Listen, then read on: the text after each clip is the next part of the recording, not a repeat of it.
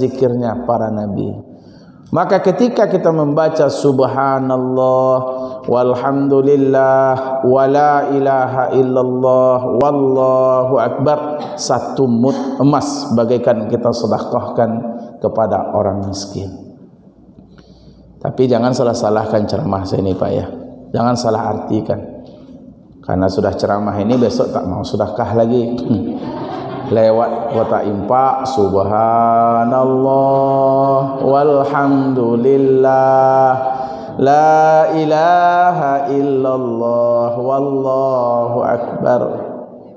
Diumumkan oleh Hamdanur, bapak-bapak, ibu-ibu, besok kita mau merehab tempat beruduk kita subhanallah. Nanti marah ketua sama saya nanti. Ini gara-gara Ustadz kemarin nih ceramah payah dapat impak lagi. Ya, ini kan pertanyaan ibu tadi. Kalau kita belum mampu bersedekah, apa yang mesti kita perbanyak? Bertasbihlah kepada Allah. Bismillahirrahmanirrahim. Assalamualaikum warahmatullahi wabarakatuh. Bismillah walhamdulillah. Alhamdulillahilladzi amarana bis-sidqi wal amanah wa nahana 'anil kadzabi wal khiyanah. Asyhadu an la ilaha illallah wahdahu la syarika lah wa asyhadu anna Muhammadan 'abduhu wa rasuluh la nabiyya wa la rasula ba'da. Allahumma inna nas'aluka fahman nabiyyin wa hifzal mursalin wa ilhamal malaikatil muqarrabin ya arhamar rahimin. Pengurus masjid yang sama kita hormati, Bapak dan Ibu jamaah sekalian, mudah-mudahan kita semuanya selalu di bawah payung ridha Allah Subhanahu wa taala. Alhamdulillah, kembali kita bersyukur kepada Allah. Pada malam ini seperti biasa kita masih punya waktu dan kesempatan untuk bisa duduk di majelis ilmu ini sembari kita menunggu masuknya waktu Isya. Mari sama-sama kita memasang niat sengaja beriktikaf karena Allah. Kita berselawat kepada Rasulullah Muhammad. Allahumma salli ala sayyidina wa maulana Muhammadin wa ala alihi wa sahbihi ajmain. Bapak Ibu yang dimuliakan Allah, lebih kurang 2 pekan yang lalu, kalau tidak salah hari Ahad malam, saya ngisi ceramah di Masjid Syuhada Jalan Ade Irma Suryani. Jadi kalau Jalan Sudirman depan jadi depan Star City, ibu yang tahu Pak. Depan Star City itu ada Jalan Ade Irma Suryani, masuk dalam ada Masjid Syuhada paripurna itu Pak. Habis salat, habis ceramah, bincang-bincang sama pengurusnya, Ustadz, masjid kami ini sudah terlalu kecil. Tempat beruduknya cuma 4 kerannya. Itu kalau sudah hari Jumat antrinya panjang Pak. Ya, karena tempat beruduk cuma 1. Jadi gimana solusinya Pak Haji? Itulah kami bangun masjid satu lagi. Yang ini dijadikan rumah tahfiz, kami bangun masjid di sebelahnya. Kami baru siap beli tanah. Harga tanahnya 1,2 miliar lebih kurang. Itu sudah lunas. Cepat lunasnya. Ya, karena ada salah seorang ibu-ibu, dia menyumbang 1 cupak emas. 1 cupak. Tahu ibu-ibu secupak? 1 cupak. Kalau di kampung namanya untuk menghitung beras. Kalau di kota namanya liter. Kalau di kampung namanya cupak, tekong. Tekong 1 tekong dia menyumbang. Itu kalau dijual lebih kurang 1,2 miliar uangnya. Kata ibu tuh, belilah tanah tuh. Nanti buat gambar masjidnya. Nanti kalau berapa anggarannya, nanti kalau ada rezeki saya menyumbang setekong lagi. Subhanallah. Ibu tuh punya 4 tekong di rumah Bu. Disumbangkan 2 tekong Pak, emasnya. Ibu mau tak nyumbang setekong? Kalau ada Bu ya. kalau ibu punya 4 tekong, ibu tuh 4 tekong. Kalau ibu berapa tekong di rumah? Saya ada, Bu. Tekongnya betul ya. Bu, emasnya belum ada. Ya, tekongnya kita mungkin ada, Pak. Ya, ini orang kaya yang dermawan ini kita boleh iri, Pak. Iri dengan dermawannya, bukan kayanya. Saya yakin di sini juga ada para donatur dan dermawan. Saya yakin setiap masjid ada biasanya. Subhanallah, mengalir terus pahala kepada beliau yang menjadi donatur di masjid-masjid. Bapak Ibu yang dimuliakan Allah, kita sebetulnya ingin bersedekah seperti mereka. Tapi apa hendak dikata, karena rezeki kita ini tidak sama. Tapi Ibu, Bapak, kita ingin, Pak ya, kalau kita ada sekitar 5 tekong di rumah, ya kalau 1,5 tekong atau 2 tekong ya salah, Pak ya, kasih aja lah 2 tekong, Pak.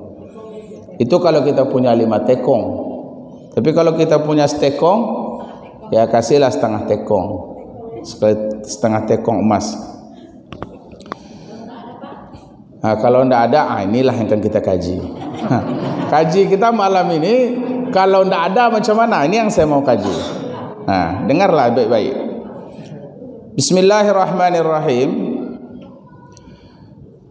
Warawiya, dan diriwayatkan anna Nabiya sallallahu alaihi wasallam hassa ashabahu ala sadaqati faja'ala an-nasu yatasaddaquna. Pada satu ketika Nabi sallallahu alaihi wasallam memberikan motivasi kepada para sahabat untuk bersedekah. Setelah Nabi memberikan motivasi, memberikan nasihat tentang keutamaan orang-orang yang bersedekah, maka tiba-tiba para sahabat berlomba-lomba bersedekah. Ada yang dengan uang, ada dengan dinar, uang emas, ada dengan tanahnya, ada yang bersedekah mewakafkan tanah mereka untuk agama Allah. Pokoknya mereka berlomba-lomba bersedekah. Tapi ada salah seorang sahabat, wa Abu Amamah al-Bahili, Abu Amamah al-Bahili, seorang sahabat Nabi. Beliau ini hidup beliau kurang beruntung, Pak. Beliau ini cuman diam aja, Pak. Ketika orang bersedekah, beliau cuman diam. Jalasa baina yadain Nabi sallallahu alaihi wasallam. Abu Amamah al-Bahili ini dia juga duduk bersama Rasulullah sallallahu alaihi wasallam, wa huwa yahriku syafataihi, tapi Nabi melihat dia sedang menggerak-gerakkan bibirnya, seolah-olah ada yang dia baca, Pak. Maka Nabi bertanya kepada Abu Amamah al-Bahili ini, wahai Abu Amamah, innaka tahriku syafataik, famaza taqulu inda dzalik? Wahai Abu Amamah, saya melihat kamu dari tadi, saya melihat kamu menggerak-gerakkan bibir. Apa yang sedang kau baca? Maka apa jawaban Abu Amamah? Ya Rasulullah sallallahu alaihi wasallam, saya melihat orang-orang berlomba-lomba bersedekah ya Rasulullah. Aran nasa yatasaddaquna wa laisa li syai'un atasaddaqu bihi. Saya melihat orang berlomba-lomba bersedekah, tapi saya tidak punya harta untuk disedekahkan. Nah, ini pertanyaan Ibu tadi. Saya tidak mampu bersedekah. Jangankan bersedekah, makan saja susah. Karena Abu Amamah ini terkenal, Bapak Ibu, beliau ini adalah sahabat yang kurang beruntung. Pernah satu ketika beliau duduk di depan Masjid Nabawi, padahal waktu solat belum masuk. Maka datang Rasulullah, beliau bertanya, ada apa engkau duduk di masjid? Kata Abu Amamah, ya Rasulullah, saya sedang panik, saya sedang stres. Kenapa? Karena saya sedang dililit hutang. Maka saat itu Nabi ajarkan satu doa, Allahumma inni a'udzubika minal hammi wal hazan, wa a'udzubika minal ajzi wal kasal, wa a'udzubika minal jubni wal bukhli, wa a'udzubika an ghalabatid daini wa qahrir rijal. Itu doa bagi Bapak Ibu yang banyak utang, hafal itu. Minta sama Ustaz Akbar nanti. Catatkan tuh Ustaz. Ya, supaya kita ini lepas hutang, karena hutang kita ini banyak sekarang nih, Pak. Ya, hutang kita banyak. Ini Abu Amamah al-Bahili ini sahabat yang kurang beruntung. Maka Nabi bertanya, apa yang sedang kau baca itu? Maka Abu Amamah menjawab, "Ya Rasulullah, saya hanya bertasbih Subhanallah walhamdulillah wa la ilaha illallah wallahu akbar." Ketika Abu Amamah melihat orang bersedekah, dia hanya bertasbih Subhanallah walhamdulillah wa la ilaha illallah wallahu akbar. Faqala Nabi sallallahu alaihi wasallam, maka apa jawaban Nabi sallallahu alaihi wasallam? "Ya Aba Amamah, hadhil kalimatu khairul lak min muddi dhahabin tasaddaqa bihi 'alal masakin." Kalimat yang baru saja kau baca itu, wahai Abul Amamah, itu lebih baik, bahkan fadilahnya sama bersedekah 1 mud emas yang engkau berikan kepada orang miskin. Jadi khairul laka min muddin, 1 mud zahabin, 1 mud emas yang engkau sedekahkan kepada orang miskin. Jadi Bapak Ibu yang dimuliakan Allah, tasbih yang dibaca oleh Abu Amamah ini Subhanallah walhamdulillah wa la ilaha illallah wallahu akbar, itu sama fadilahnya mendapatkan pahala bagaikan bersedekah 1 mud emas kepada orang miskin. Nah, ini jawaban tadi. Kalau Bapak Ibu belum mampu bersedekah dengan harta, perbanyaklah berzikir. Salah satu zikirnya mendapatkan fadilah sedekah adalah tasbih Subhanallah walhamdulillah la ilaha illallah wallahu akbar. Kenapa 4 zikir ini luar biasa, Pak? Sampai-sampai fadilahnya bagaikan bersedekah 1 mud emas. Ya, kita kupas satu-satu Bapak Ibu. Karena zikir ini Bapak Ibu itu zikirnya para malaikat dan zikirnya para nabi. An Ibnu Abbas radhiyallahu anhuma annahu qala anna Allah ta'ala lamma khalaqal arsha amara al-hamlata bihamlihi fathaqala alaihim. Ketika Allah menciptakan aras, Allah memerintahkan para malaikat untuk memikulnya. Saat itu malaikat tidak mampu memikul aras karena begitu berat. Aras terlalu besar, aras itu terlalu berat. Jadi aras itu diciptakan, Pak. Jadi aras Allah ciptakan. Jadi keliru orang mengatakan kalau Allah duduk di atas aras, karena Allah itu sudah ada sebelum aras itu diciptakan. Ya. Jadi kalau ada orang mengatakan Allah itu duduk di atas aras seperti saya duduk di atas meja ini mujassimah namanya, Pak. Allah itu tidak sama dengan makhluk. Jadi Allah itu bukan duduk di atas aras. Ar-Rahman 'alal 'arsy istawa. Itu adalah ayat-ayat ya mutasyabihat yang harus ditakwil. Jadi jangan bayang-bayangkan Allah itu duduk di atas aras, tidak. Ketika Allah sudah ciptakan aras ini, Allah perintahkan malaikat untuk memikulnya. Ternyata malaikat tak sanggup memikulnya karena begitu beratnya aras dan begitu besarnya. Maka saat itu faqala Allah Ta'ala, maka Allah berfirman kepada para malaikat, qulu subhanallah. Hai para malaikat, ucapkanlah subhanallah. Maka malaikat saat itu mengucapkan subhanallah, maka saat itu fatayassara alaihim hamlahu. Malaikat mudah saja memikul aras. Inilah zikirnya para malaikat. Subhanallah. Kita barusan baca Subhanallah, subhanallah, subhanallah, subhanallah. Subhanallah itu berat di timbangan itu, Pak. Sekali baca itu berat di timbangan. Maka baik-baik bacanya, Pak. Jangan cepat-cepat. Nisin aja yang terdengar.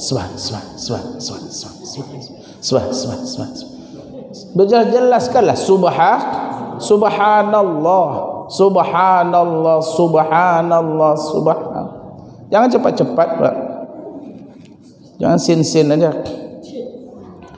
Inilah zikirnya para malaikat subhanallah. Malaikat yang memikul aras bertasbih subhanallah. malaikat yang menurunkan hujan bertasbih subhanallah, malaikat yang mencatat amal baik manusia bertasbih subhanallah. Makanya ketika Allah mau menciptakan khalifah di muka bumi, inni ja'ilun fil ardi khalifah, apa jawaban para malaikat? Ataj'alu fiha may yufsidu fiha wa yasfikud dima wa nahnu nusabbihu bihamdika wa nuqaddisu lak. Saya akan jadikan seorang khalifah di muka bumi dari bangsa manusia. Apa kata malaikat? Ya Allah, kenapa engkau jadikan mereka yang akan berbuat binasa dan menumpahkan darah, padahal kami selalu bertasbih kepada engkau dan mensucikan engkau ya Allah. Nah, jadi ini zikir malaikat ni Pak, subhanallah. Makanya kita baca subhanallah, subhanallah, subhanallah. Sampai kapan malaikat bertasbih subhanallah? Sampai Allah Subhanahu wa taala menciptakan Nabi Adam alaihi salam. Ketika Allah menciptakan Nabi Adam alaihi salam, falamma atasa Adamu alaihi salam, alhamahu Allah taala qaulan alhamdulillah. Ketika Allah ciptakan Nabi Adam, Allah tiupkan ruh kepada jasad Nabi Adam, saat itu Nabi Adam bersin, Pak. Ketika Nabi Adam bersin, zikir pertama Nabi Adam itu beliau mengucapkan alhamdulillah. Faqala Allah taala yarhamuka rabbik, langsung Allah menjawab yarhamuka rabbik. Jadi alhamdulillah itu zikir pertama Nabi Adam. Nah, Nabi Adam itu diciptakan pertama kalinya itu pada hari Jumat. Nah, ini sering kita ulang-ulang Bapak Ibu. Kenapa hari Jumat itu hari yang sangat spesial? Karena hari itulah manusia pertama diciptakan. Makanya di subuh Jumat itu kita disunahkan membaca dua surat. Rakaat pertama membaca surat Sajadah. Alif Lam Mim Tanzilul Kitabi la raiba fihi min Rabbil Alamin. Am yaquluna iftarahu bal huwal haqqu min rabbika litunzira qauman ma atahum. Sini ada ketua ya. Alhamdulillah. Sampai nanti ayat ke-15. Innamal mu'minuna alladzina idza dzukiru biha kharru sujjada wa sabbahu bihamdi rabbihim wa hum la yastakbirun. Sujud. Sajjada wajhiya lilladzi khalaqahu wa sawwarahu wa saqqa sam'ahu wa basarahu bihaulihi wa quwwatihi. Berdiri lagi, sambung ayat tadi. Tatajafa junubuhum sampai habis 30 ayat. Ini kalau ada bapak-bapak yang belum pernah sujud tilawah ini, datanglah ke masjid Pak. Jangan nanti ketahuan di bulan puasa aja. Pas orang sujud tilawah dia baca subhanallah belakang. Subhanallah. Kenapa subhanallah Pak? Salah imam tu. Sedang baca ayat sujud je. Mana rukuknya? Ketahuan lah. Ini bapak ni jarang datang ni. Menjelang puasa datang lah Pak. Jangan tahu nanti dia kan. Malu ada menantu belakang. 30 ayat. Rakaat kedua baca surah Al-Insan. 41 ayat. Ya Pak Ustaz Akbar. 41. Hal ata 'alal insani hinum minad dahri lam yakun syai'an madhkura inna khalaqnal insana min nutfatin amsaj nabtalihi faj'alnahu sami'an basira. Tak usah habis-habiskan. Pensan ibu-ibu tu nanti ya, baca 15 atau 10 atau berapalah, atau 10 ayat terakhir. Kalau dia habis-habiskan nanti besok tak mau lagi ibu datang. Ini kalau kayak gini nih ya. Jadi kenapa dua surat ini kita baca di subuh hari Jumat? Karena hari Jumat itu adalah hari penciptaan manusia. Dua surat ini bercerita tentang proses kejadian manusia. Dan Allah jadikan manusia itu pada hari Jumat. Itulah mulianya hari Jumat. Ini sering saya khutbah Jumat ini, saya jarang mengikuti judul ikmi. Saya kalau khutbah Jumat sering saya mengulang-ulang kepada bapak-bapak, hari Jumat jangan lalok Pak. Ini penyakit bapak-bapak ni Pak. Makanya mandi kita pagi Jumat itu Bapak Ibu seperti mandi junub. Siapa yang mandi seperti mandi junub pada pagi hari Jumat, kemudian dia berangkat ke masjid untuk salat Jumat, maka orang yang datang pertama itu ka'annama qarrabal badanah, seolah-olah dia berkorban satu ekor unta. Orang datang yang kedua ka'annama qarraba baqarah, seolah-olah dia berkorban satu ekor sapi.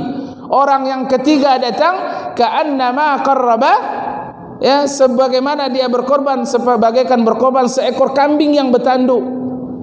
Datang berikutnya ka'annama qarrabal dajajah, seolah-olah dia berkorban satu ekor ayam.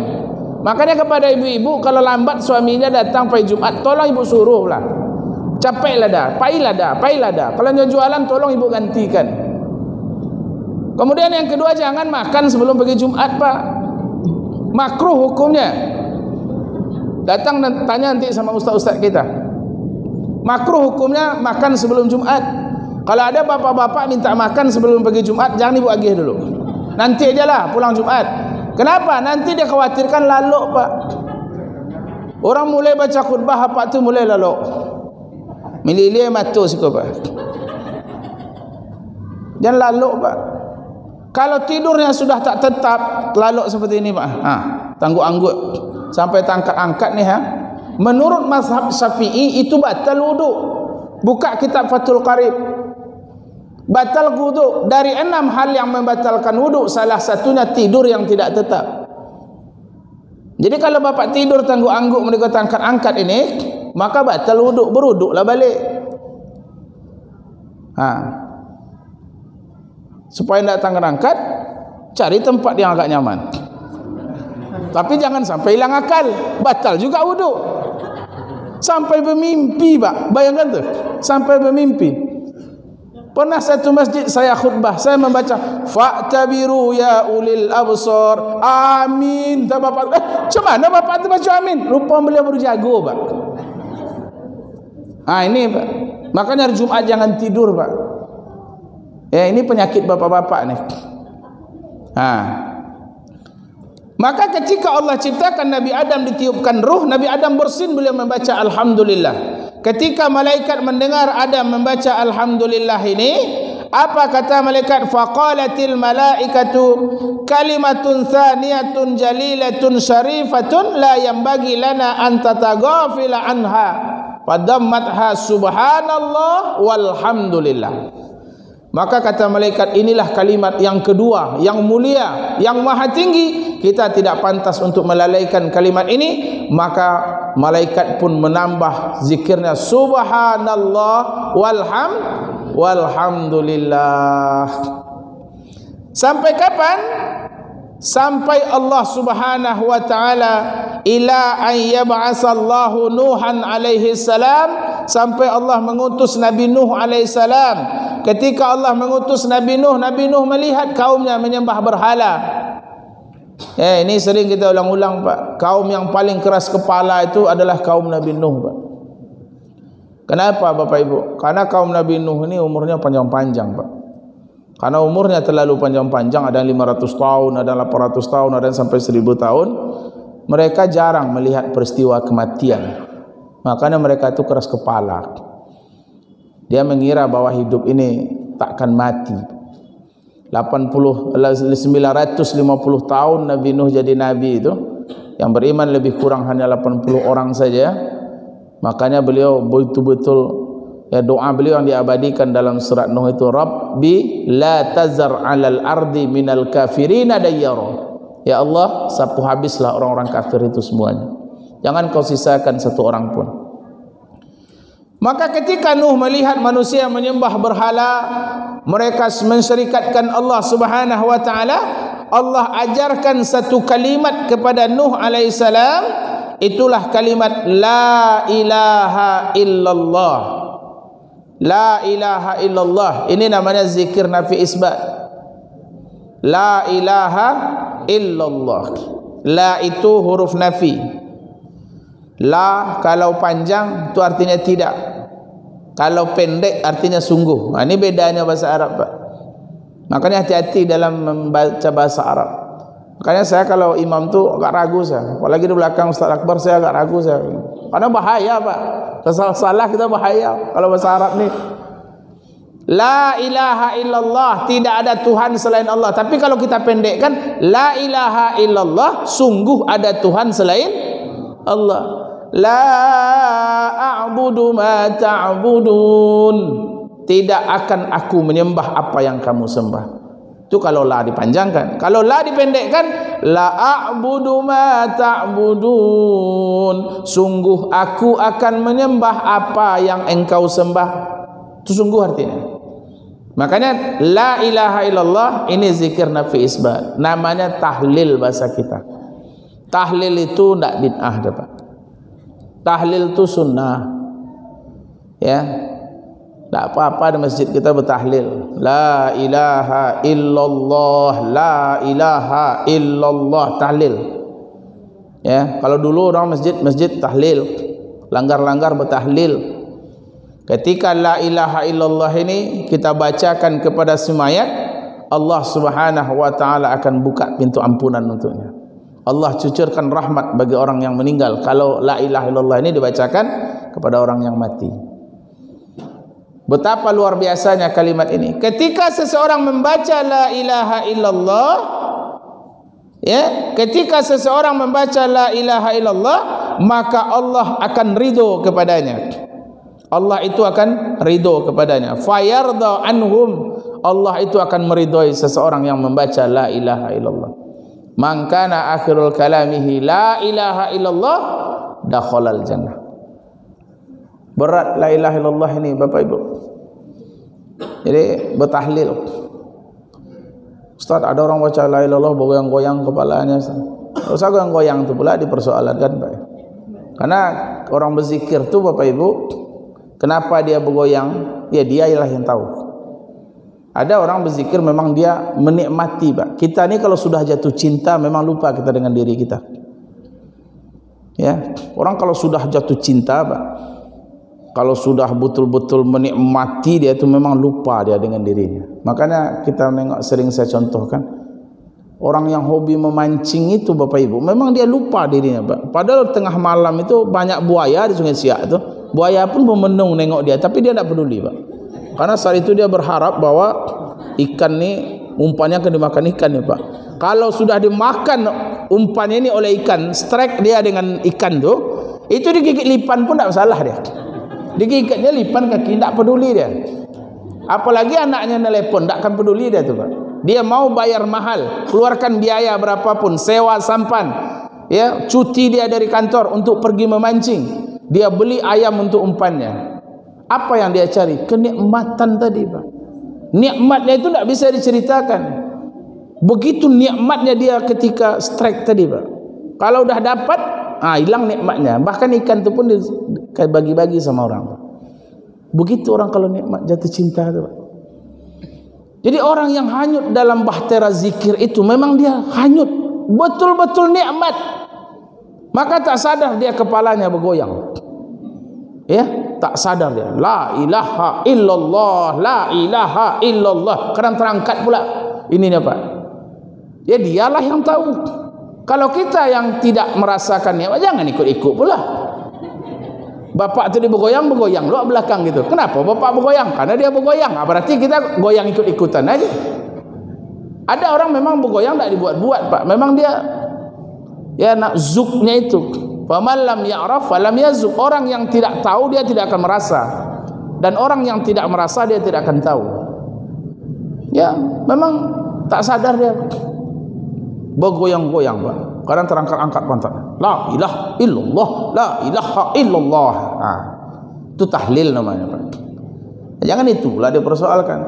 Dia kalau kita nak pengen tahu macam mana nikmatnya, masuklah ke dunia itu. Tak bisa kita menyalahkan orang minum kopi itu. Jangan minum kopi itu pahit. Minum dulu, baru katakan pahit. Ya, minum dulu kopi itu. Rasakan sendiri. Kalau memang pahit, ya berarti pahit. Maka masuk dunia itu dulu. Coba rasakan, nikmat atau tidak.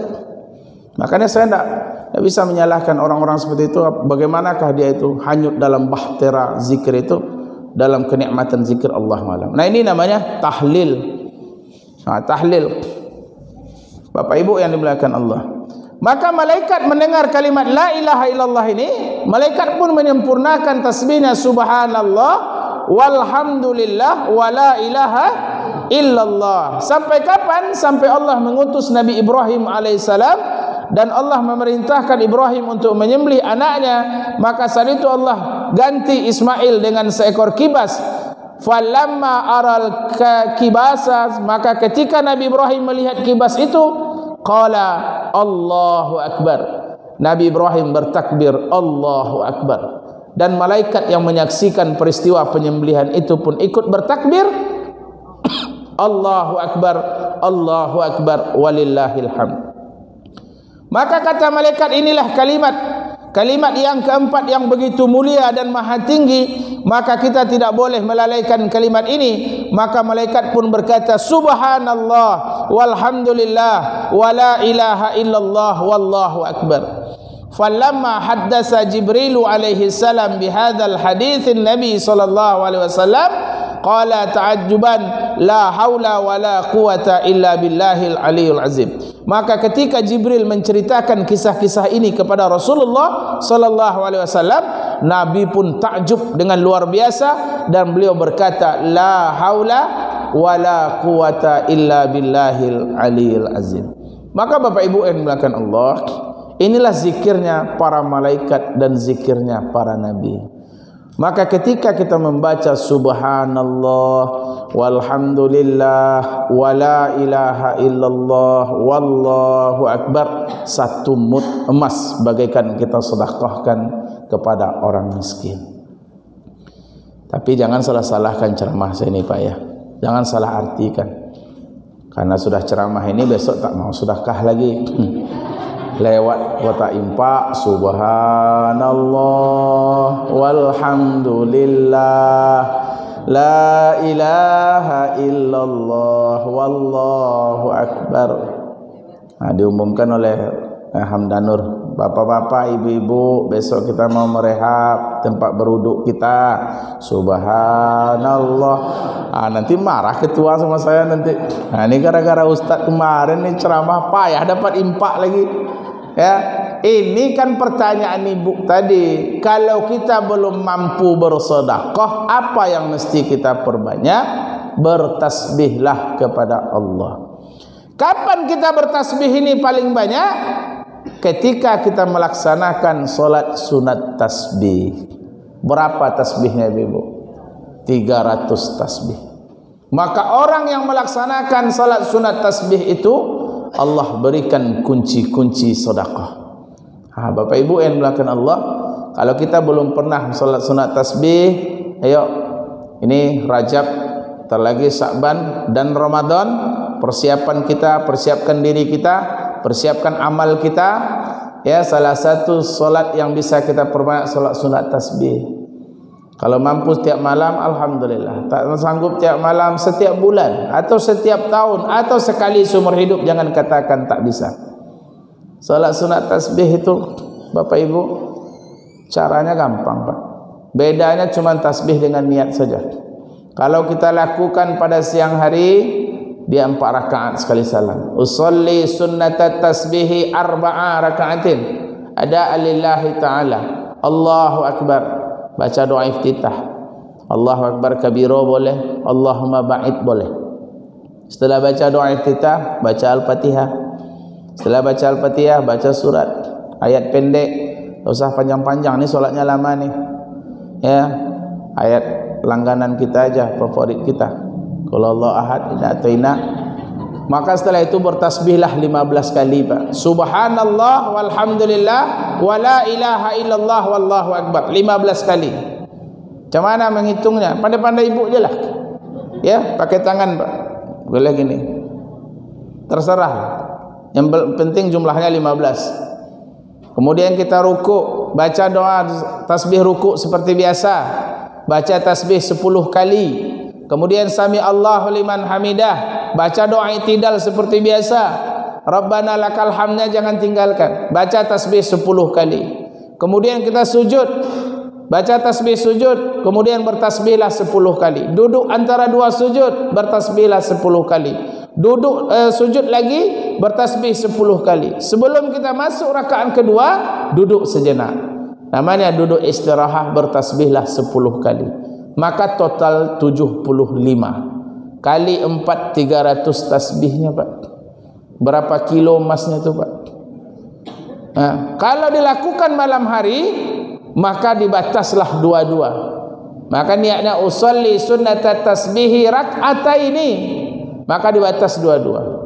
2 salam, nanti 2 lagi salam. Ini salat sunat tasbih. Maka Bapak Ibu, bagi ibu-ibu, bapak yang tak sanggup berdiri, jangan paksakan berdiri. Memang salat ini agak lama. Ya, itu kebiasa kalau berjamaah sampai itu 30 menit atau sampai 40 menit. Ya, kalau berdiri dipaksakan. Kalau kita tak sanggup berdiri, solatlah dalam keadaan duduk. Kalau tak sanggup duduk, berbaring. Karena begitulah rukhsah yang Allah berikan. Jadi rukhsah itu mesti kita ambil. Ya, rukhsah itu adalah kemudahan-kemudahan yang Allah berikan bagi orang-orang yang mengalami kesulitan dalam mengamalkan agama ini. Nah, Bapak Ibu yang dimuliakan Allah, inilah fadilah ya lafaz tasbih. 4 tasbih ini: subhanallah, namanya tasbih; alhamdulillah, namanya tahmid; la ilaha illallah, namanya tahlil; dan Allahu akbar, namanya takbir. Alhamdulillah itu kita baca selepas salat fardu. Makanya kepada adik-adik, kepada anak-anak kita, habis salat itu jangan bermain nak. Jangan langsung pulang. Ikuti zikir di masjid kita. Wirid zikir itu mesti kita ikuti. Kenapa orang-orang dulu pandai berzikir selepas salat? Karena itu selalu diwiridkan. Walaupun tak sekolah pesantren, tapi dia hafal zikir selepas salat, karena itu selalu diwiridkan. Hari ini anak-anak kita tak ada lagi peduli dengan zikir. Assalamualaikum, assalamualaikum, langsung berdiri. Ada dia baca, tak apa dia baca, tak tahu, langsung belalari, Pak. Maka ikuti subhanallah, subhanallah, alhamdulillah, alhamdulillah, Allahu akbar, Allahu akbar. Jadi kalau ada waktu bertahlil la ilaha illallah. Tidak ada tahlil di masjid kita, tahlil nanti di rumah. Yang jelas tahlil itu jangan pernah ditinggalkan.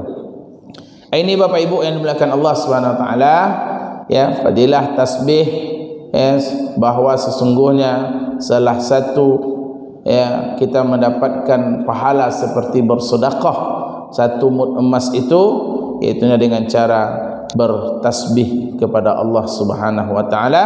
Itulah zikirnya para malaikat dan zikirnya para nabi. Mungkin Bapak Ibu ada yang mau bertanya? Alhamdulillah tidak ada. Saya terima kasih banyak. Tidak ada. Ya, subhanakallahumma wa bihamdika asyhadu an la ilaha illa anta astaghfiruka wa atubu ilaik. Assalamualaikum warahmatullahi wabarakatuh.